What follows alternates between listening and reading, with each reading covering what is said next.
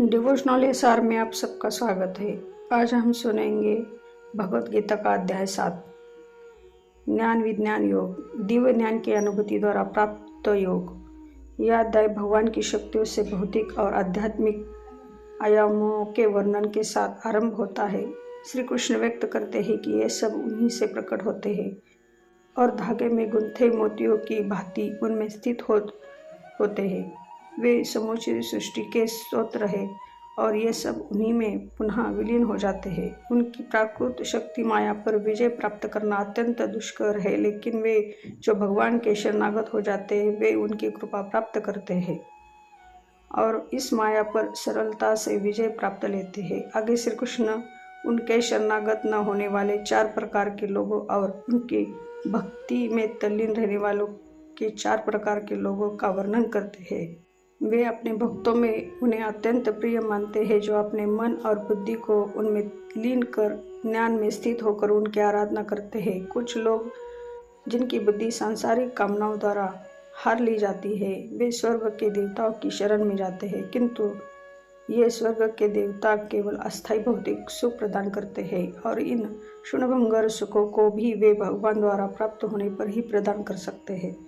इस प्रकार से भक्ति का अंतिम लक्ष्य स्वयं भगवान है। श्री कृष्ण पुष्टि करते हैं कि वे परम सत्य और अंतिम गंतव्य है और सर्वज्ञ, सर्वव्यापक और सर्वशक्तिमान भी है। चूँकि उनका वास्तविक स्वरूप उनकी दिव्य योग माया शक्ति के आवरण द्वारा आच्छादित रहता है, इसलिए उनके अविनाशी दिव्य स्वरूप को सब नहीं जान सकते। यदि हम उनकी शरण ग्रहण करते हैं तब वे हमें अपना दिव्य ज्ञान प्रदान करते हैं और उनको जानकर हम भी आत्मज्ञान और कर्म चक्र का ज्ञान प्राप्त कर लेते हैं। चलो शुरू करते हैं भगवत गीता का अध्याय 7। परम प्रभु ने कहा है, हे अर्जुन, अब यह सुनो कि भक्ति योग के अभ्यास द्वारा मेरी शरण ग्रहण कर मन को केवल मुझ में अनुरक्त कर और संदेह मुक्त होकर तुम मुझे पूर्णतया किस प्रकार जान सकते हो। अब मैं तुम्हारे समक्ष उन ज्ञान और विज्ञान को पूर्णतः प्रकट करूंगा जिसको जान लेने पर इस संसार में तुम्हारे जानने के लिए और कुछ शेष नहीं रहेगा। हजारों में से कोई एक मनुष्य आध्यात्मिक सिद्ध के लिए प्राप्त करता है और सिद्ध प्राप्त करने वालों में से कोई एक विरला और वास्तव में मुझे जान पाता है। पृथ्वी, जल, अग्नि, वायु, आकाश, मन, बुद्धि और अहंकार से सभी मेरी स्वाभाविक शक्ति के 8 तत्व है। ये मेरी अपार शक्ति है, किंतु हे महाभू अर्जुन, इसमें अतिरिक्त मेरी पराशक्ति है। यह जीवन शक्ति है जिससे देहधारी आत्माएं जीवन रूप सम्मिलित है, जो इस संसार में जीवन का आधार है। यह जान लो कि सभी प्राणी मेरे इन 2 शक्तियों द्वारा उत्पन्न होते हैं। मैं संपूर्ण सृष्टि का मूल कारण हूँ और ये पुनः मुझ में विलीन हो जाते हैं। हे अर्जुन, मुझसे श्रेष्ठ कोई नहीं है। सब कुछ मुझ पर उसी प्रकार से आश्रित है जिस प्रकार से धागे में गुंथे मोती। हे कुंती पुत्र, मैं ही जल का स्वाद हूँ, सूर्य और चंद्रमा का प्रकाश हूँ। मैं वैदिक मंत्रों के पवित्र अक्षर ओम हूँ। मैं ही आकाश में ध्वनि और मनुष्यों में सामर्थ्य हूँ। मैं पृथ्वी की शुद्ध सुगंध और अग्नि में प्रकाश हूँ। मैं सभी प्राणियों में जीवन शक्ति हूँ और तपस्वियों का तप हूँ। हे अर्जुन, यह समझो कि मैं सभी प्राणियों का आदि बीज हूँ। मैं बुद्धिमानों में बुद्धि और तेजस्वियों का तेज हूँ। हे भरत श्रेष्ठ, मैं बलवान पुरुषों का काम और अशक्ति रहित बल हूँ। मैं सभी प्राणियों में धर्मगुणगत काम हूँ। 3 प्रकार के प्राकृतिक गुण, सत्व गुण, रजोगुण और तमोगुण मेरी शक्ति से ही प्रकट होते हैं। ये सब मुझ में है, लेकिन मैं इनसे परे हूँ। माया के 3 गुणों द्वारा मोहित इस संसार के लोगों मेरे नित्य और अविनाशी स्वरूप को जान पाने से असमर्थ होते हैं। प्रकृति के 3 गुणों से युक्त मेरी दैवी शक्ति माया से पार पाना अत्यंत कठिन है, किंतु जो मेरे शरणागत हो जाते हैं वे इसे सरलता से पार कर सकते हैं। 4 प्रकार के लोग मेरी शरण ग्रहण नहीं करते। वे जो ज्ञान से वंचित है, वे जो अपने निकृष्ट वृत्ति के कारण मुझ में जानने में असमर्थ होकर भी आलस्य के कारण मुझ में जानने का प्रयास नहीं करते, जिनकी बुद्धि भ्रमित है और जो आसुरी प्रवृत्ति के हैं। हे भरत श्रेष्ठ, 4 प्रकार के पवित्र लोग मेरी भक्ति में लीन रहते हैं, अर्थात पीड़ित, ज्ञान की जिज्ञासा रखने वाले, जिज्ञासु, संसार के स्वामित्व की अभिलाषा रखने वाले अर्थात और परम ध्यान में स्थित ज्ञानी है। इनमें से मैं उन्हें श्रेष्ठ मानता हूँ जो ज्ञान युक्त होकर मेरी आराधना करते हैं और दृढ़पूर्वक अन्याय भाव से मेरे प्रति समीपित होते हैं। मैं उन्हें बहुत प्रिय हूँ और वे भी मुझे अत्यंत प्रिय हैं।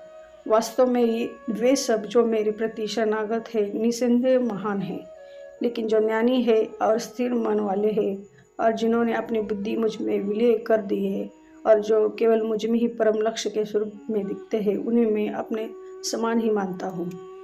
अनेक जन्मों के आध्यात्मिक साधना के पश्चात जिसे ज्ञान प्राप्त हो जाता है, वह मुझे सबका उद्यम जानकर मेरी शरण ग्रहण करता है। ऐसे महान आत्मा वास्तव में अत्यंत दुर्लभ होती है।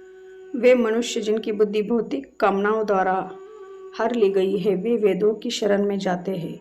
अपनी अपनी प्रकृति के अनुसार वे देवताओं की पूजा करते हैं और उन देवताओं को संतुष्ट करने के लिए वे धार्मिक कर्मकांडों में संलग्न रहते हैं। भक्त श्रद्धा के साथ स्वर्ग के देवताओं को जिस रूप में पूजा करना चाहते हैं, मैं ऐसे भक्त की श्रद्धा को उसी रूप में स्थिर करता हूँ। श्रद्धा युक्त होकर ऐसे भक्त किसी भी देवता की विशेष पूजा करते हैं और अपनी वंचित वस्तु को प्राप्त करते हैं, किंतु वास्तव में ये सारे लाभ मेरे द्वारा ही प्रदान किए जाते हैं। किंतु ऐसे अल्पज्ञानी लोगों को प्राप्त होने वाले फल भी नश्वर होते हैं। जो लोग देवताओं की पूजा करते हैं वे देवलोकों को जाते हैं, जबकि मेरे भक्त मेरे लोक को प्राप्त करते हैं। बुद्धिहीन मनुष्य सोचते हैं कि परमेश्वर पहले निराकार था, अब मैंने यह साकार रूप धारण किया है। वे मेरी इस अविनाशी और सर्वोत्तम दिवस रूप की प्रकृति को नहीं जान पाते। मैं सभी के लिए प्रकाशित नहीं हूँ, क्योंकि सब मेरी अतरंग शक्ति योग माया द्वारा आच्छादित रहते हैं। इसलिए मूर्ख और अज्ञानी लोग यह नहीं जानते कि मैं अजन्मा और अविनाशी हूँ। हे अर्जुन, मैं भूत वर्तमान और भविष्य को जानता हूँ। मैं सभी प्राणियों को जानता हूँ, लेकिन मुझे कोई नहीं जानता। हे भरतवंशी, इच्छा तथा द्वेष के द्वंद्व मोह से उत्पन्न होते हुए हे शत्रु विजेता, भौतिक जगत में समस्त जीव जन्म से ही इनमें मोहग्रस्त होते हैं, लेकिन पुण्य कर्मों के संलग्न रहने से जिन व्यक्तियों के पाप नष्ट हो जाते हैं, वे मोह के द्वारा द्वंद्वों से मुक्त हो जाते हैं। ऐसे लोग दृढ़ संकल्प के साथ मेरी पूजा करते हैं।